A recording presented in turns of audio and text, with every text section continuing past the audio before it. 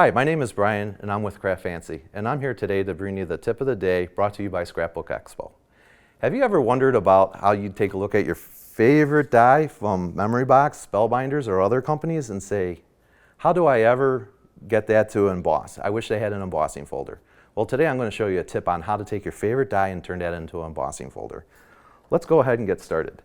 What you need is you need your die cutting machine, and what you're going to need is, instead of your A and B plate, you're going to just need a rubber mat. It's that simple.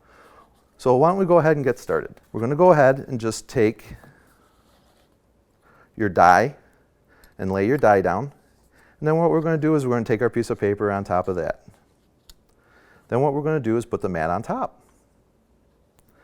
Then what we're going to do is go ahead and run it through your evolution machine.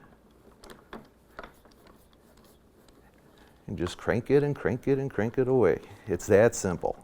So simple, a guy can do it. When you're done,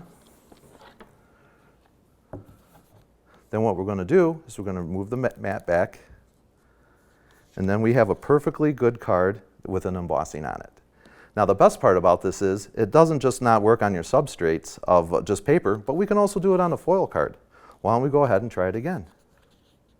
So at this point, we're just going to go ahead and put that there. And again, we're just going to flip the mat back, the rubber mat. You want to use the rubber mats. Please stay away from the B mat, because if you use the B mat, you're going to cut it. Then we're going to go ahead through the evolution machine again, and let's start cranking.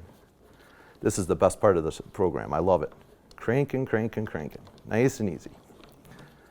Then we get that through. Look how the mat kind of moved back. No worries about that at all. That happens. Then what we're going to do is we're going to set that down there. We're going to move that back, and then your paper comes off, and then we're going to flip that back, and you get a perfectly embossed image again. And that's all done with a steel rule die. And then also here is I have a little sample of a card of how it'll look. So we put this beautiful card together, and then when I open it up, you can see I created the 3-dimension by the embossing, and then I used the same die again with to cut out the trees on the silver foil stock. Once again, my name is Brian with Craft Fancy, and I want to thank you for the tip of the day brought to you by Scrapbook Expo.